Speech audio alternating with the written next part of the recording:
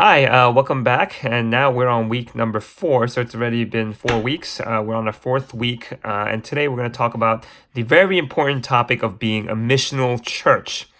The very important topic of being a missional church. Make no mistake about it, it is our call as a church to be missional, to be in mission with God, to join God in his mission to reach the unreached, to reach those who do not know Jesus, to reach those who need Jesus in their hearts. And so this is a very important one, and we cannot forsake this as a church. We cannot forsake this as a community. And it's upon the leadership for us to build this into our church culture. So one of the things, for example, in cities like where I'm at in New York, where there seems to be a lot of different churches, we have this issue of church competition. Churches are competing against each other, which is not good, by the way. And as a result, what happens is churches like to present excellence. And there's nothing wrong with that. There's nothing wrong with presenting excellence. There's nothing wrong with paying for musicians and making bright lights and making everything look nice. But what ends up happening is it starts to facilitate this aura of consumerism, right? And that's what happens a lot, especially in cities, but it's happening elsewhere too, right? This aura of consumerism, church consumerism, and more people start going to church for the consumerism. What can this church do for me, right? What does this church do for me? And so more and more people come with their checklist of amenities, right? And they have a checklist, and they'll ask you all the various different questions to make sure that this church fills out their list of amenities, and so that's what's happening. And in a way, that's kind of silly because that's not what church is for. It's not what church is created. It's not the intention of the church, right? It's for us to be missional in nature, for us to have different functions, for us to be a part of a body, right? And the body has various different functions. And so if your congregation members are simply spectating, it'd be a great opportunity to challenge them and let them know that the culture of our church is to be a missional church, one that's missional in nature. Now, when we say this, we have to be very intentional about how we go about this, right? And there's two different ways I've realized over the years in which your church can be a missional church, a missional community. And one of the ways that I've realized that we could do this is by well, let me put it this way. So very early on, I was actually very weary of anything that a church would do that did not fit into evangelism, direct evangelism or intentional evangelism, right? So any event that we did, I was like, it has to have an evangelistic purpose. And so, for example, I'll give you an example. I was a pastor for 5 years at a mega church, and we had one of the nicest gyms that you could ever see, right? That one of the nicest, most beautiful gyms. And so I said, well, let's utilize the gym as a ministry tool. And so we'd have neighborhood kids come, and they'd come and play sports in the gym. And one of my prerequisites was you have to come to service if you want to play in the gym. And by the way, this was a very effective evangelistic tool, as some of the kids actually would play in the gym, and then they would come to service. However, there were others that did it, right? And so eventually what happened was that it would just get narrowed down to the kids that would want to come to church, and the other kids wouldn't come. And so those are the kids that would want to play in the gym, right? And so it was a really effective usage of our gym. Now, when I look back to that, I began to start to think differently. Like, did we do that necessarily the correct way? And my answer to that would be yes and no. And the reason why I put it that way is because I think you need events, you need ministry opportunities that have a specific evangelistic purpose. Of course you do, right? And I think your church should do that. In fact, every Sunday should be that, right? Every Sunday should be an opportunity to have evangelistic purpose, right? For you to particularly preach the gospel to newcomers and non-believers.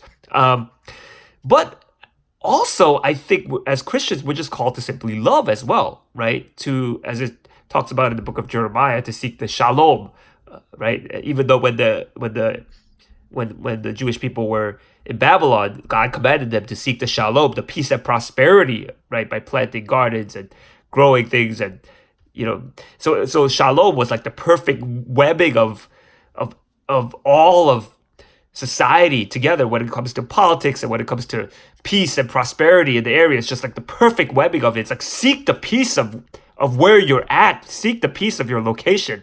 And that's what we're called to do as Christians, not just simply evangelize, but also to seek the peace and prosperity of our cities, of our areas, of our neighbors, right? We're just called to simply love because God has called to us to love because he has first loved us, as it says in scripture. So there's two different forms of missional uh, opportunities as a church, and what is the direct evangelistic purpose, right? And one would just be to love. And so when I say yes and no, when I think back to how we did the ministry with the usage of the gym, and would I have done it differently?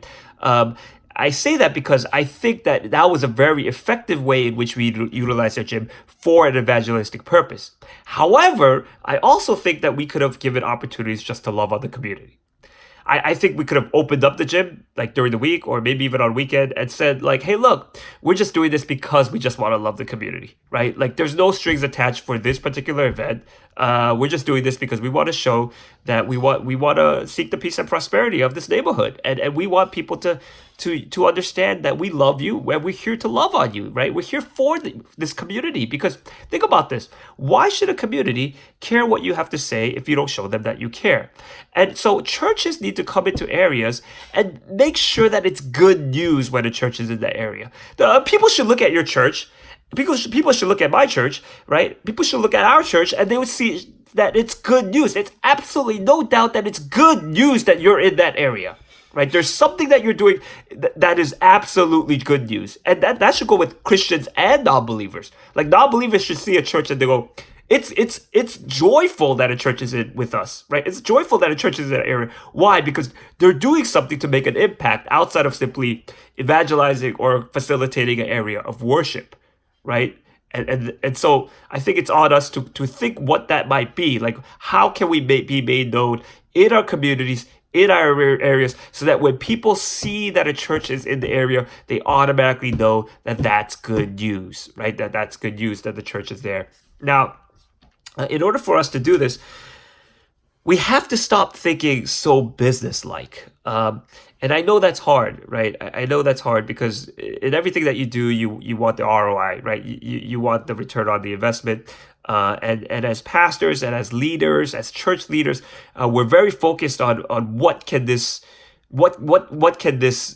we gain from this, right? So when we do events, right, we do events because we expect some type of gain, whether it's the gain of the fellowship, whether it's the gain of the tighter community, whether it's the gain of newcomers coming in. Like, well, we expect some type of gain when we do something, right? And in order for us to be a missional church that simply cares about a community, that simply loves on a community just for the sake of loving the community, we need to relinquish that, right? We, at least for that event, or at least for that purpose, right? And we need to go, hey, look, this is going to be an event where we may not know what the ROI is, right? And like, for example, I ran a program at a previous church called Generation Hope. And what we did was we would just we would rent out a local gym at the high school, and we would just have volunteers stay there, and we just open it up to the local kids, and we let people know, hey, we're the church, and we're doing this because we love you. We genuinely love the youth of this community. And in the beginning, I had a hard time with that because we weren't getting a very good return. In fact, very few of the kids really were interested in church. And maybe about one or two kids actually ended up showing up to church. And I was like, that's a lot of money. That's a lot of time. And that's a lot of resources and a lot of volunteers. So early on, I was very critical of this. You know, and then more and more I read scripture, more and more I read the heart of Jesus and what we're called to do as Christians. And I realized, like, hey, sometimes we're just called to love. Like sometimes we're called to just show love. And so that's an element of being a missional community that I don't want us to forsake. And I want us to be very clear that like sometimes God just calls us to love. Okay. But also we need to be good stewards when it comes to sending, right? And by sending, I mean that this can mean a lot of different things, right? And we see that God is a God who sends. He sends Abraham. He sends Jonah, although Jonah didn't listen to him. But he sends, right? And then finally, of course, he sends his son, Jesus Christ, to come and to die for us. So being missional and sending, they go hand in hand, right? And so when we tell people like that you're called to be missional as a church, as a community, that means we're sending you. We're sending you into a mission field. Now, that doesn't necessarily mean that we have to send people overseas or to some some place of poverty, although that could be very well what people feel called to, right? But every single Sunday should be an opportunity to send, right? You gather as a congregation, not just to get blessed, not just to listen to a great sermon, not just to experience some form of worship and connection with God, but for the purpose of being blessed so that you can now be a blessing to others, so that now you can be a light to others, right? And that's what we should be encouraging our congregations to do. Like, come, get refreshed, get blessed, not just for the sake of taking it all in and being a more moral person and feeling as though you've gotten a better idea of what it means to be a Christian, but be blessed so that now you could go and be a blessing to others. Be a light to your workforce, be a light to your family, be a light to your neighbors, be a light to your community, but go and be sent out. And every single Sunday we should be gathering in order for us to send out. And people should know that.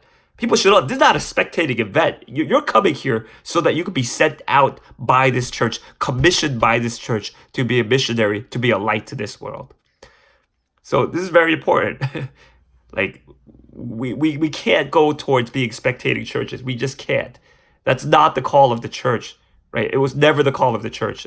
Look at the things that the first century church, like in all of their mess, in all of their conflicts, there was one thing they all had in common, and it was that they were sold for the mission of Jesus Christ. So thank you for tuning in this week, and next week we'll continue on.